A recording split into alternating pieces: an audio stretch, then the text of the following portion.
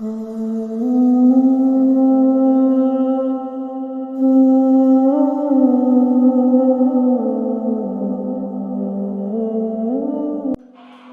اکبر۔ اللہ کے محبوب علیہ السلام نے مردوں کو عورتوں کے ساتھ اور عورتوں کو مردوں کے ساتھ حسن سلوک کرنے کی تلقین ارشاد فرمائی،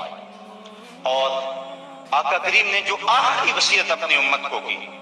اس کے بعد حضور علیہ السلام کا وصال ہو گیا، اس کے بعد کوئی وصیت نہیں ہے حضور کی زبان سے جو نکلی ہو۔ فرمایا لوگوں میں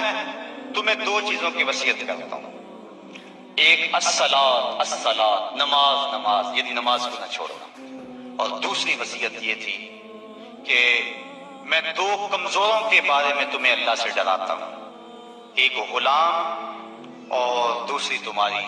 بیویاں۔ ان دو کمزوروں کے بارے تمہیں اللہ سے ڈراتا ہوں، ان پہ ظلم نہ کرنا، انہوں نے بھاگ تو جانا نہیں ہے، گھر سے نکل تو جانا نہیں ہے، تو ان پہ ظلم کرو گے تو یہ دکھی ہو جائیں گے۔ تو آقا کریم علیہ السلام نے فرمایا ان دو کمزوروں کے بارے میں تمہیں اللہ سے ڈراتا ہوں، بلکہ اس قدر حضور نے عورتوں کی نزاکت کا لحاظ رکھا۔ ایک سفر پہ تھے، ایک شخص اونٹوں کو ہانک رہا تھا، اس کا نام تھا انجشا، تو وہ جلدی جلدی اونٹوں کو نا ہانکنے کی کوشش کر رہا تھا تاکہ جلدی پہنچ جائے۔ تو آقا کریم نے فرمایا انجشا آہستہ آہستہ، فرمایا یہ جو اونٹوں کے اوپر عورتیں بیٹھی ہیں ان کی طرف اشارہ کر کے کہا یہ نازک آبگینے ہیں، کہیں ٹوٹ نہ جائیں۔ عورتوں کو نازک آبگینے قرار دیا۔ آج ہمارے معاشرے کے اندر گھروں میں جو جنگ و جدل کا ماحول ہوتا ہے اور عورتوں کے ساتھ جو سلوک کیا جاتا ہے، بتاؤ یہ نازک آبگینے سلامت رہ سکتے ہیں؟ حضور نے تو فرمایا انجشا اپنے اونٹوں کی رفتار کو کم کرو،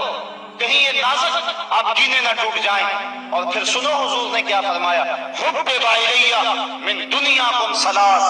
لوگوں تمہاری دنیا سے مجھے صرف تین چیزیں پسند ہیں۔ رنگ و نور سے سجی ہوئی یہ کائنات تمہیں مبارک ہو، یہ بزم کواکب کا نور، یہ افلاک، یہ زمین، یہ لہلہاتے ہوئے سبزے، یہ کائنات کا حسن، یہ کوثر قضا کی رنگینیاں، یہ بہاروں کے رنگ، یہ پربتوں کی کتاریں، یہ مرکن غذائیں، یہ انواع اقسام کے پھل، زندگی کا سارا حسن، یہ موسموں کا نور اور روشنی، سب کچھ تمہیں مبارک ہو۔ فرمایا مجھے تو صرف تمہاری دنیا سے صرف تین چیزیں پسند ہیں۔ یہ نہیں کہا میری دنیا سے، کہا تمہاری دنیا سے۔ بلکہ ایک حدیث کے لفظ حضور نے یوں فرمایا کہ میری مثال ایسے ہے تمہاری دنیا کے ساتھ جس طرح کوئی مسافر گزر رہا ہو اور راستے میں کوئی درخت ہو اور وہ چند لمحوں کے لیے اس کی چھاؤں میں بیٹھ جائے، تو کہا میں تو چند لمحوں کے لیے رکا، اور رک کے ایک ایک لمحہ انسان کو زندگی گزارنے کا راستہ بتا گئے ہیں۔ چند لمحوں کے لیے وہ ٹھہرے ہیں جس پیڑ کے نیچے، سنا ہے آج تک اس پیڑ کا سایہ مہکتا ہے، آج تک وہاں روشنیاں پھیلی ہوئی ہیں۔ تو کہا حبب الیہ من دنیاکم ثلاث، مجھے تمہاری دنیا سے صرف تین چیزیں پسند ہیں، الطیب والنساء وجعلت قرۃ عینی فی الصلاۃ، ایک خوشبو، دوسری منکوحہ عورتیں، اور تیسری میری آنکھوں کی ٹھنڈک نماز میں رکھی گئی ہے۔ تو صاحبو، میرے اور آپ کے آقا و مولا حضور نبی رحمت صلی اللہ علیہ وآلہ وسلم نے یہی ہمیں وصیتیں کی، عورتوں کے ساتھ اس نے سلوک کرنے کا، اور عورتوں کو حکم دیا کہ تم اپنے خامن کے ساتھ اس نے سلوک کرو، بلکہ فرمایا کہ اگر اللہ کے علاوہ کسی کو سجدہ جائز ہوتا تو میں بیوی کو حکم دیتا کہ وہ اپنے خامن کو سجدہ کیا کرے۔ عورت کو یہ بھی اذن نہیں ہے کہ وہ مرد کی اجازت کے بغیر گھر سے نکلے، اگر مرد پابند کرنا چاہے عورت کو ہمت نہیں ہے کہ نکلے، شریعت نے منع کیا، بلکہ حضور نے ارشاد فرمایا جب کوئی عورت مرد کی رضا اور اذن کے بغیر گھر سے باہر نکلتی ہے تو آسمانوں کے سارے فرشتے اس عورت پہ لعنتیں نازل کرتے ہیں، اور پھر جب وہ گزرتی ہے جن راہوں سے، انسانوں اور جنوں کے علاوہ باقی ہر درخت، ہر پتھر، ہر شے جو راستے میں آتی ہے اس عورت پہ لعنت بھیجتا ہے۔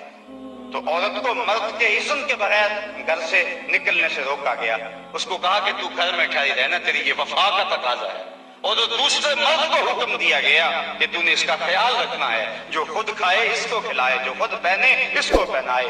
اگر کوئی نوبت تکرار لڑائی کی آ جائے اس کے چہرے پہ نہیں مارنا، بعض علماء نے کہا کہ اگر مارنا ناگزیر ہو جائے، جس طرح کہ سورہ نساء میں اللہ تعالیٰ نے فرمایا کہ اگر ان سے کوئی ایسا کام سرزد ہو جائے تو پھر ان کو مار دو، تو اس کی شرط لگائی کہ مار علم والی نہ ہو بلکہ اس سے ذہنی تکلیف پہنچانا مقصود ہو۔ اور بعض نے کہا کہ مسواک کی مقدار کے اندر روئی لے کر اس روئی کا ایک ڈنڈا بنایا جائے اور روئی اس عورت کو ماری جائے۔ اب بتاؤ، روئی کے ڈنڈے مارنے سے عورت کو کوئی تکلیف ہوگی یا سرہانہ پکڑ کے اس کو مارو گے تو کوئی تکلیف ہوگی؟ تو مقصد عورت کے اوپر مرد نے اپنے غصے کو نکالنا ہے، ورنہ یہ ایک ایسا نازک آبگینہ ہے کہ اگر تم ڈنڈوں سے مارنے لگو گے، ٹھڈوں سے مارو گے اور زبان سے گالیاں دے گے تو یہ مقدس رشتہ اور یہ نازک آبگینہ ٹوٹ جائے گا اور گھر کا ماحول خراب ہو جائے گا۔ وہی میاں بیوی کامیاب زندگی گزارتے ہیں اور انہی کی اولادیں درست ہوتی ہیں جو ان چیزوں کا لحاظ اور خیال رکھ کے محمد عربی کی سنت سیرت پہ عمل کرتے ہیں، اور جنہوں نے اپنے گھر کو جنگ کے نقشے میں بدلا ہوا ہوتا ہے۔ وقتی طور پہ وہ روب جھاڑ بھی لیں لیکن ان کی زندگی کے اندر حسن اور طمانیت نہیں ہوتا۔ تو آج میں نے اس نشست کے اندر یہ چند باتیں آپ کے سامنے رکھیں۔ اللہ تعالیٰ جل شانہ کی بارگاہ میں دعا ہے کہ مجھے اور آپ کو رسول کریم کے بتائے ہوئے راستوں پر چلنے کی توفیق عطا فرمائے، اور حضور نے جس طرح اپنی ازواج کے ساتھ حسن سلوک کیا ہے اس طرح ہمیں حضور کے نقوش پا کی برکتیں عطا فرمائے اور زندگی کا حسن ہمیں عطا فرما دے۔